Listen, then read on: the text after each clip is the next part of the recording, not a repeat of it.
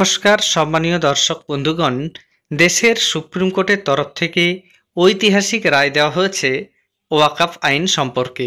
আপনারা জানেন দীর্ঘদিন ধরেই ওয়াকফ আইন নিয়ে সুপ্রিম কোর্টে মামলা চলছে।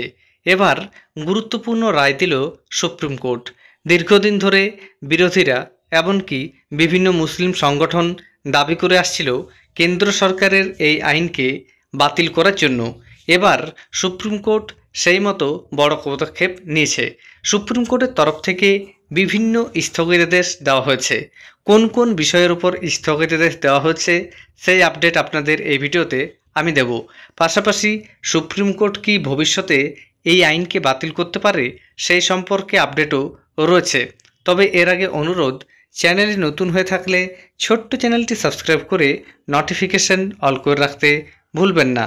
আজকের একটি দৈনিক সংবাদপত্রে সুপ্রিম কোর্টের যে নতুন রায় সে সম্পর্কে কি গুরুত্বপূর্ণ বিষয় উঠে এসছে আপনারা সরাসরি দেখুন। বিরোধীদের আপত্তি মান্যতা পেল শীর্ষ কোর্টে। ওয়াকফ স্থগিত একাধিক ধারা, বিস্তারিত কি বলা হয়েছে দেখুন। নরেন্দ্র মোদী সরকারের অস্বস্তি বাড়িয়ে সংশোধিত ওয়াকফ আইনের একাধিক ধারায় আজ অন্তর্বর্তী স্থগিতাদেশ দিল সুপ্রিম কোর্ট।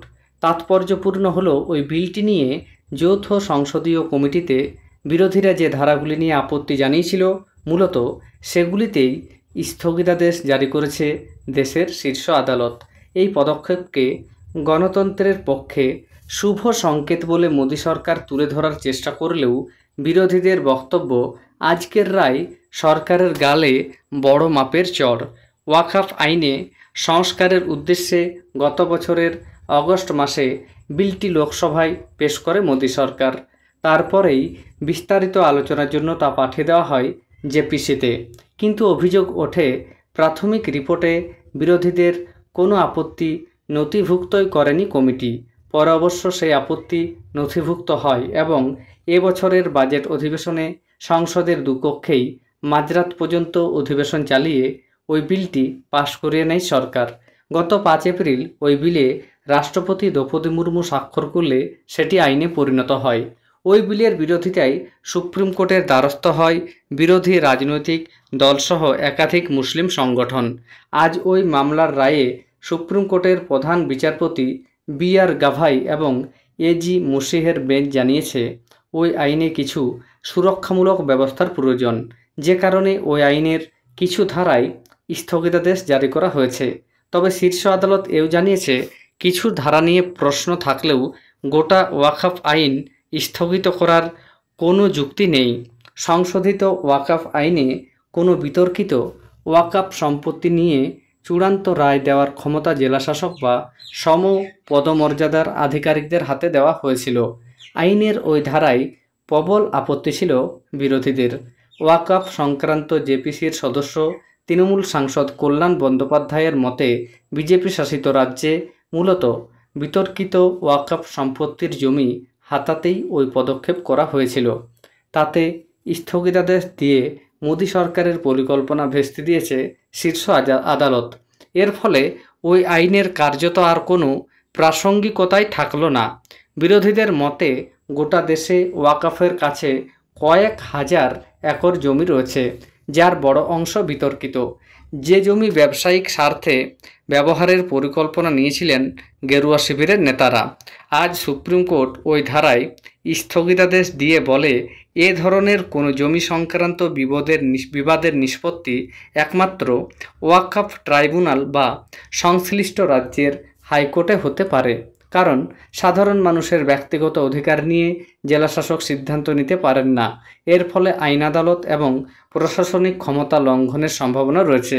সেই কারণে বিতর্কিত সম্পত্তি নিয়ে ট্রাইব্যুনাল বা হাইকোর্টের রায় না আসা পর্যন্ত তৃতীয় ব্যক্তিকে ওই সম্পত্তির অধিকার দেওয়া যাবে না।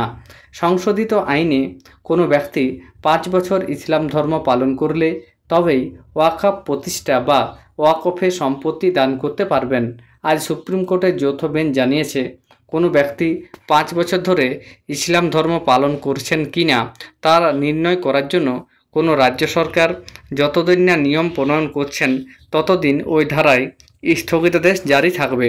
সুপ্রিম কোর্ট আজ এও জানিয়েছে ওয়াকফ বোর্ডের মাথায় মুসলিম কোনো ব্যক্তিকেই যথাসম্ভব বসানোর চেষ্টা করতে হবে, তবে অমুসলিমকে যে একেবারেই বসানো যাবে না এমন কোনো বাধানিষেধ আরোপ করেনি আদালত। আদালত জানিয়েছে কেন্দ্রীয় ওয়াকফ কাউন্সিল ও রাজ্যের ওয়াকফ বোর্ডে যথাক্রমে সর্বোচ্চ 4 জন এবং 3 জনের বেশি অমুসলিম সদস্য রাখা যাবে না। কল্যাণের দাবি সংশোধিত আইনে ওয়াকফ বোর্ডে কার্যত মুসলিমদের সংখ্যালঘু করার নীতি নিয়েছিল সরকার। আজ সুপ্রিম কোর্ট তাও রুখে দিয়েছে। কংগ্রেস নেতা কেসি বেণুগোপালের মতে যাদের একমাত্র লক্ষ্য হলো সংবিধানকে ধ্বংস করা, সেই সরকারের গালে আজকের রায় হলো কড়া থাপ্পড়। সংসদে বিরোধীদের কথা শুনলে আজকের অস্বস্তি এড়াতে পারত সরকার। অল ইন্ডিয়া মুসলিম পার্সোনাল ল বোর্ডের তরফে রাতে এক বিবৃতিতে বলা হয়েছে এই রায় অসম্পূর্ণ এবং সন্তোষজনক নয়। তাদের মতে সামগ্রিকভাবে ওয়াকফ সংশোধনী আইনটিই বাতিল হওয়া উচিত ছিল, কারণ ওয়াকফ সম্পত্তি লুঠের উদ্দেশ্যে ওই আইন আনা হয়েছে। তবে জামিয়াত ই উলেমা হিন্দের সভাপতি আরশাদ মাদানির মতে আদালতের রায় বুঝিয়ে দিয়েছে দেশে বিচার ব্যবস্থা এখনও জীবিত রয়েছে।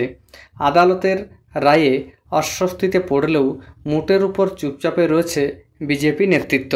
কেন্দ্রীয় সংখ্যালঘু মন্ত্রী কিরেন রিজিজু শুধু বলেন ওই রায় গণতন্ত্রের জন্য শুভ সংকেত। এক নজরে আপনাদের দেখিয়ে দিচ্ছি কি কি বিষয়ের উপর স্থগিতাদেশ জারি করেছে সুপ্রিম কোর্ট। প্রথমত বলা হয়েছে ওয়াকফ সম্পত্তি দানে অন্তত 5 বছর ইসলাম ধর্ম পালনের নিয়মে স্থগিতাদেশ। দ্বিতীয়ত কোনো সম্পত্তি ওয়াকফ কিনা সেই সিদ্ধান্ত গ্রহণে জেলাশাসকের ক্ষমতায় স্থগিতাদেশ। চূড়ান্ত সিদ্ধান্ত নেবে ওয়াকফ ট্রাইব্যুনাল বা সংশ্লিষ্ট রাজ্যের হাইকোর্ট। তৃতীয়ত ওয়াকফ বোর্ডের সিইও হিসাবে কোনো মুসলিম ব্যক্তিকে যথাসম্ভব বেছে নিতে হবে।